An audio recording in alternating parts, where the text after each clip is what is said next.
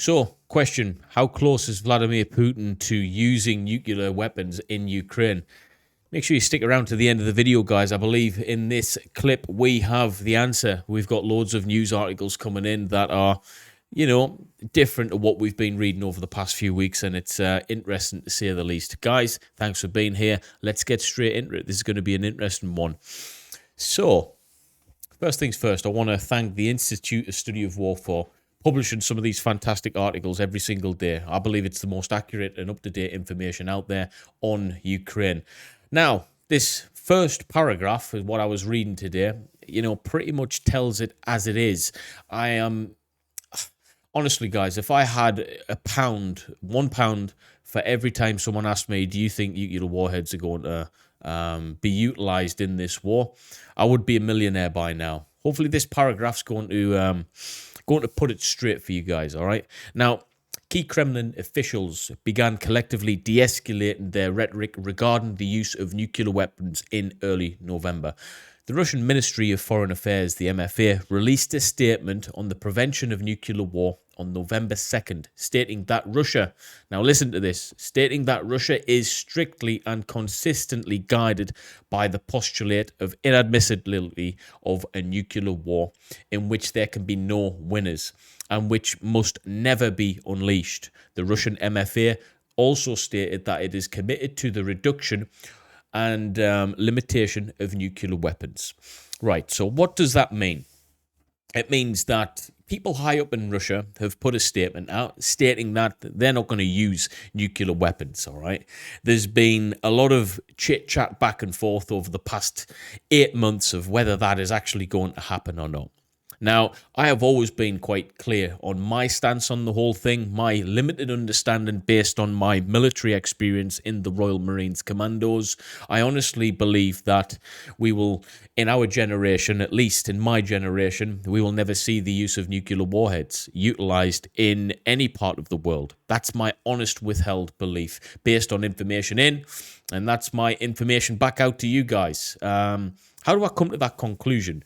Well, we look at dictators, we look at government officials, we look at the people who are running countries around the world, whether you're on the side of corruption or the side of honor. There's one thing that they'll all share in that capacity of leadership is somewhat a level of somewhat level of self-preservation, which comes with a little bit of selfishness, okay?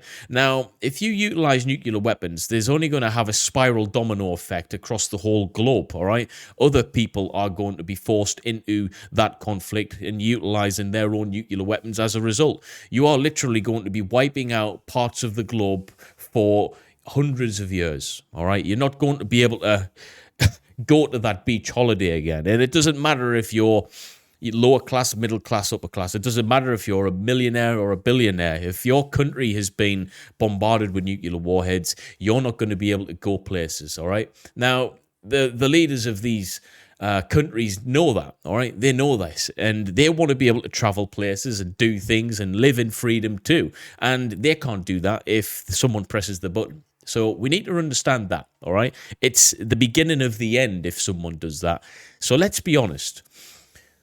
Whatever reason you think Ukraine is at war, is under siege by Russia, whatever articles you read and you've come to your own conclusions of why it's happening. Some people have conspiracy theories as to why it's happened. Some people believe the media. Some people believe, other forms of media like myself. We're getting information out and you're making your mind up. But one thing you need to really understand is the use of nuclear weapons won't be used in Ukraine just because of the reasons of why Russia is invading. Them reasons are so far from being strong enough to warrant the use of nuclear warheads. And you've got to understand, it doesn't matter how crazy you think a certain leader is, they are still compass mentis enough to understand that, well, this ruins it for everyone forever.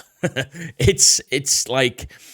We need to understand that. It isn't happening. We will never see that in Ukraine, as far as I am honestly concerned. But let's get into the rest of this document. And I know it's coming from Russia. And they said that they weren't going to invade Ukraine in the beginning. And they said that in similar statements, okay? Similar rhetoric. But it happened. So many people thinking, well, why are we to believe that now? Well, this is very different, okay? The invasion, although it is terrible in Ukraine, and I am absolutely against it in every way, shape, or form, it doesn't have ultimate global consequences where humanity, holistically speaking, is at risk. It just doesn't have that. It has direct impact and effect in Ukraine. It has direct impact on the countries that are supporting it. But in terms of humanity being at risk, there's no real risk in that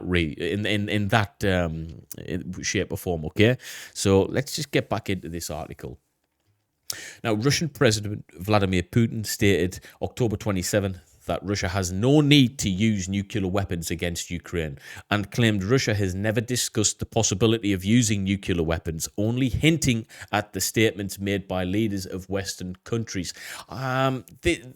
Again, what he's saying there is he's saying that he never hinted himself at the possibility of him using nuclear weapons. Well, we've seen videos of him coming out and stating that he would use potentially nuclear weapons in certain countries. Ireland, for instance, was being threatened all the time. So he might not have been saying it directly. He's been very wise with his wording, but he's insinuated it a number of times. But I think the Western world, most of the globe now, I shouldn't have said Western world, all of the world, it probably know by now that Putin's bark is definitely bigger than his bite in terms of the nuclear side of things, all right? We know that he says one thing means another. So yeah, I'm done with believing that rhetoric now. I just don't follow it anymore. Now, the deputy chairman of the Russian Security Council, Dmitry Medvedev, has similarly downplayed the fierce nuclear rhetoric he used throughout October and is now focusing on promoting Russian unity in the war in Ukraine. What we're seeing, guys, this actually took me by surprise. We are seeing a gradual increase of Russia potentially wanting a way out of this war by peaceful means now. That's something that I wasn't expecting to see as quick as we're seeing right now. But the news articles are coming out, and they are insinuating in one way, shape, or form that Russia is possibly hinting at wanting a peaceful resolution to this. And this is what I'm going to come out with and say here right now. I believe that in the next few months, we're probably going to see a lot more of that rhetoric coming out from Russia. And we're going to see it increase in severity in terms of him wanting a peaceful resolution to this war. I think the way this war probably ends is Russia wanting a peaceful way out and Ukraine giving them it. I think that's what's going to happen. I don't think we're going to have, a long, fizzled, drawn-out war where both sides are incapable of operating within Ukraine anymore, although I do feel that if Ukraine has support from the West, NATO in particular, United States, with all of their funding, and England and France and all the rest of it, I think they can sustain this war effort longer, potentially, as long as that support is in place. I do think Russia doesn't have that advantage, okay? I do think that's why they're possibly thinking, actually, you know what? We need a possible way out of this, and the way out of this is going to be something that will be favourable for all public opinions. When you think about it, irrespective of who you want to win, who you don't want to win, who you want to come out second best, who you want to come out on top, everyone will be happy with a peaceful resolution to this, irrespective of who you're going to blame and who you want to have the benefit of winning the war. I think most people would go, you know what, if we can't have a winning side, we'll definitely call it quits. Public opinion will have that. That's what happens when you get war and you get the people involved in a capacity what Ukraine is right now. The people on the ground there have seen some horrific things happen to their people. If someone said to them, hey, listen, we're going to have peaceful talks with these guys and hopefully they'll, retreat their lands and we'll just go back to normal, many people would be up for that, irrespective of how much damage Russia's done to the country internally, both to the people and infrastructure, all of that. I think people would be going, you know what, I am more than happy to let this be bygone, and yeah, peaceful negotiations will be a pleasantry for most people, so to speak. So I think that rhetoric rhetoric's going to increase over the coming weeks and months. I think we're going to see more and more of this rhetoric getting into our brains that, Russia is wanting a peaceful resolution through negotiations. It's been hinted at already, but I would like to hear your thoughts and comments on that so I can gauge what you guys think in the comments, guys. Now, Putin and key Kremlin officials has increased their references to the use of nuclear weapons from Putin's September 30 annexation speech and throughout October, likely to pressure Ukraine into negotiations and to reduce Western support to Kiev. That's what he wants. He wants this to go down the route of negotiations where they, to some degree still have some power and capacity to be able to sway those negotiations slightly in their favor, while they still have that bit of power, that bit of a front. If they have a completely decimated military in the next 3, 4, 5 months, and Ukraine are literally, with the support of NATO, smashing them quite literally, I think that puts Putin in less of a position to negotiate effectively. And if anything, it gives Ukraine the upper hand to be able to demand a little bit more out of the situation through negotiations. So I think Putin's getting this in now to use in a few months, for instance, when he knows that the end is near in terms of his military capability, because the conscripts can only fight so long before you start needing experienced men on the ground to be able to support the cause. All right, now Putin made several general references to nuclear weapons in his 30th September speech, but avoided directly threatening the use of nuclear weapons. Putin's rhetoric during the speech and throughout October was consistent with his previous nuclear threats and failed to generate the degree of fear within the Ukrainian government that the Kremlin likely intended. Ukrainian Main Military Intelligence Directorate, or the GUR, Chief Krylo Budanov stated on October 24th that the Russian nuclear threat has remained at the same level even prior to the start of the war. So listen to this, troops.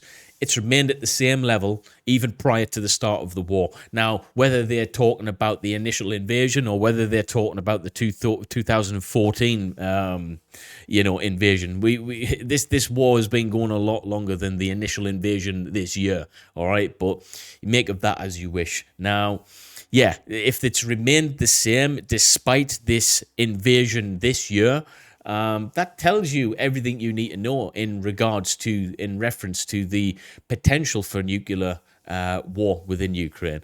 If it's remained the same, they've got no reason to believe that it's going to happen, even though it might have been, somewhat imminent of a possible threat to happen in the first place. If that hasn't escalated or changed further, despite being invaded, I think, if it hasn't happened then, it's certainly not going to happen now when there's an invasion going on. Obviously, the threat hasn't increased since then in terms of its nuclear threat.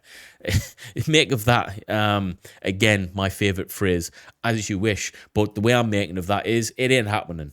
Now, the Kremlin also escalated its nuclear rhetoric after Russian military failures in Kharkiv Oblast and during Ukrainian counteroffensives in Lyman and North Kherson Oblast on early October. The Kremlin likely continued its thinly veiled nuclear threats to deflect from their military and mobilization problems and to intimidate Ukraine's Western partners. We've seen this. We heard this, we've spoken about this about a month ago, that these threats come out when they're massively under pressure militarily. They are losing space on the battlefield, they are losing manpower, they are losing ground due to military failures. So what they do is they throw out a threat, and the threat for them, the biggest threat is, well, we'll use nuclear weapons, we might use them, we might do this, we might do that, with the aim of, hopefully slowing down NATO's support. Like, we don't want to push them into nuclear war, all right? We don't want that to happen. Let's stay out of this. So, let's just reduce our aid a little bit in hope that they don't do it. We've all clocked on to what's happening. We understand now that it's just a threat. There's a threat with, no real substance behind it. So guess what? The support kept coming. We haven't seen anything since. We still see Ukraine advancing in the correct way. Granted, it's slowed down in certain regions, but it's just proved one thing. You can't really use that as a threat anymore. And you certainly can't use that as a threat when you're invading countries and, people are clocking on to this. Well, actually, what would you rather have? Think about it logically. Would you rather a tyrant do what they wish, continue with this horrendous military occupation of areas that they shouldn't be in? Would you rather that continue through Europe and elsewhere? Would you allow that to expand, all because a guy is threatening for nuclear war? Or do you just go, you know what, you threatened with that, but if we listen to you, you're going to take over anyway. You're going to continue to pursue what you're pursuing. So let's just forget about what you're saying. Like, if it's going to happen, then that's going to happen anyway. But there's one thing for sure, we can't let you continue with that just because you're throwing it about. So no, yeah, you can use that. You want to use that? Okay, you use that. But we're going to try and stop you now to do what you do, because you can't just take over countries. You can't just overwhelm people in that way and destroy people's lives. And then when people counteract it, just throw out that kind of threat. That's just horrendous. So what do? If we do nothing, this guy takes over. If we do something, he throws the threat to nuclear war. So what would you rather? Him just take over everything anywhere? No, we fighting, aren't we? Everyone's putting up a bit of a fight and a bit of a stand against this rhetoric now, because it's old news as far as I'm concerned, and the rhetoric has shifted. People's opinions have changed. People's understanding of this threat of nuclear war has definitely changed as well. And I think the people are just becoming a little bit sick, a little bit detached from that now, and we don't really think that it's working as it should be, troops. But that's just my opinion. If you like this content, please like, share, and subscribe to the channel, and I will see you in the comments, troops. Peace.